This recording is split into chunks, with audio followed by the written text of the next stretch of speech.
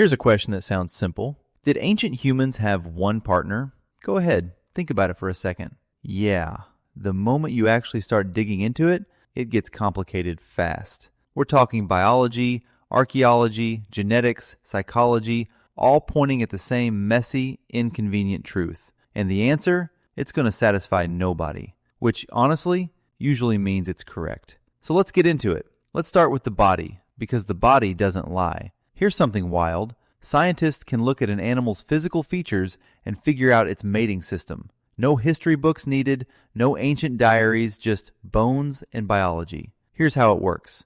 In species where one male fights to control many females, like gorillas, males get huge. We're talking twice the size of females. Why? Because bigger males win more fights. More fights won means more reproductive success. So over thousands of generations, size gets selected for. Hard. The anatomy becomes the mating system. Now flip it. In species that are strictly monogamous, one male, one female, end of story, males and females are basically the same size. No need to be bigger, no competition, no pressure. So where do humans fall? Right in the middle. The average human male is about 15 to 20% heavier and 5 to 7% taller than the average female. Not gorilla-level dimorphism, not equal either. Somewhere in between, which is exactly what you'd expect from a species with a complicated, mixed mating history. But wait, it gets more specific. Testes size. Yeah, we're going there. In species where females mate with multiple males back to back, sperm from different males literally compete inside the female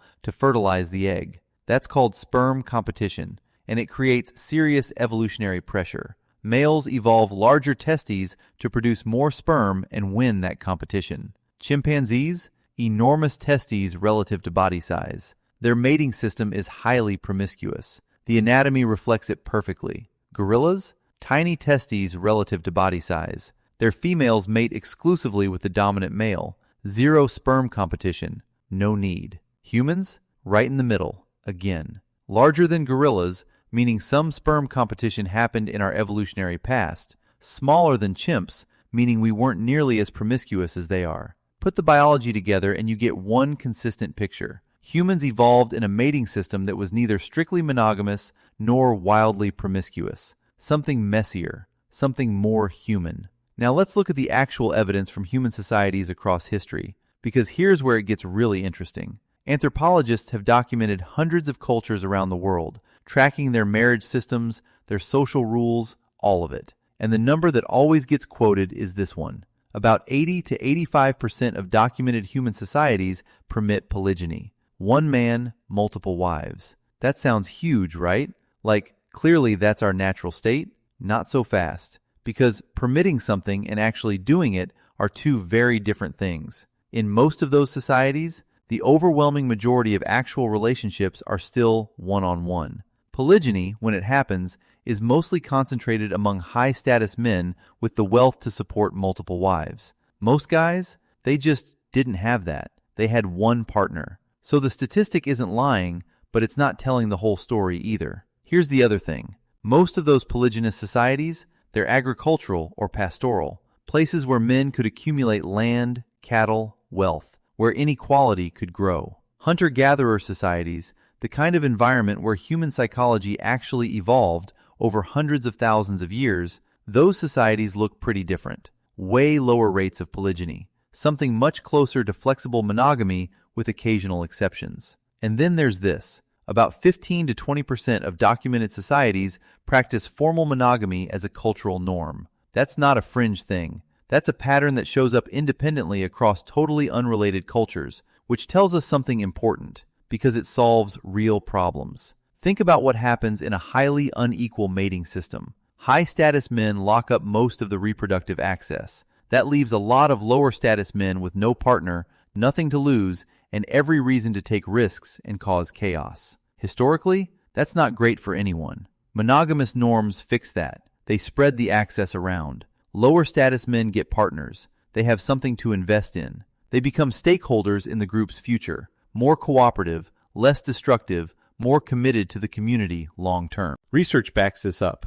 Societies with stronger monogamous norms tend to have lower rates of male-on-male violence and higher rates of fathers actually involved in raising their kids. That's a win for the whole group. So here's the key insight. Monogamy probably isn't our natural default. It's a social technology, a set of cultural rules that humans invented over and over again independently because it works. It solves coordination problems. It stabilizes societies. Invented, not innate, but still real, still effective. Because social norms and actual human behavior, almost never the same thing, in any society, ever. The genetic record gives us a fascinating window here. Y chromosome studies, which trace the male line through direct father-to-son transmission, have found evidence of massive inequality in male reproductive success at certain points in history. One man living roughly 4,000 to 5,000 years ago on the Eurasian steppe is estimated to have somewhere between 16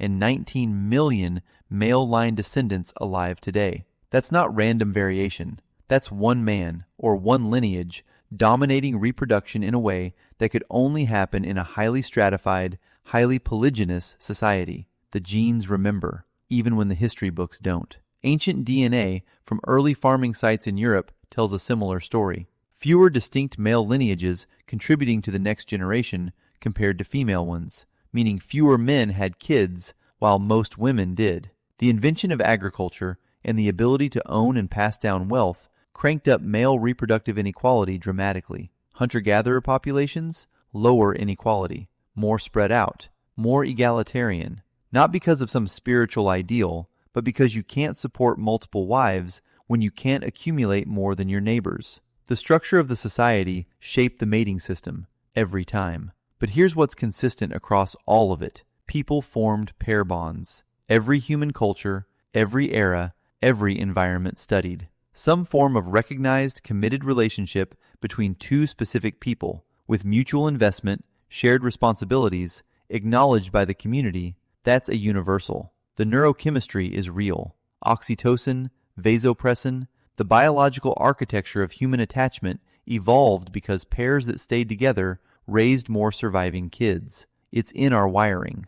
But, and this is important, that pair bond coexisted with behavior outside the pair bond, in both sexes, across virtually every society ever documented. The pair bond was the baseline, the expected structure. But exclusive?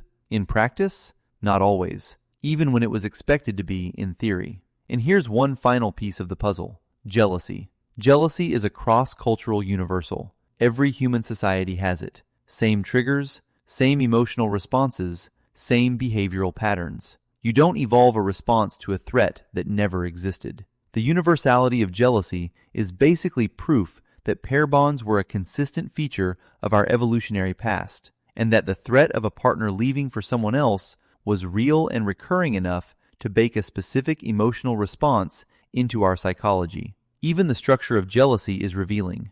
Across cultures, men tend to feel most intense jealousy around sexual infidelity, the threat that a partner has been with someone else physically. Women tend to feel it most intensely around emotional infidelity, the threat that a partner has formed a deep attachment elsewhere. These differences track exactly with the different reproductive costs of each type of infidelity for each sex. It's not random. It's a record, written in emotion, of what the ancestral mating environment actually looked like. Mostly, kind of, with real variation. They formed pair bonds, consistently, universally, across all of human history. That part is real. But those bonds weren't always exclusive in practice. Inequality shaped who had access to multiple partners. Environment shaped the rules, and individual humans varied, just like they do today. The messy truth is, we're a pair-bonding species with a complicated history. Neither the "we were always monogamous" story, nor the "humans were never meant to be exclusive" story is accurate. The real answer lives in the uncomfortable middle, which, honestly, sounds pretty human to me.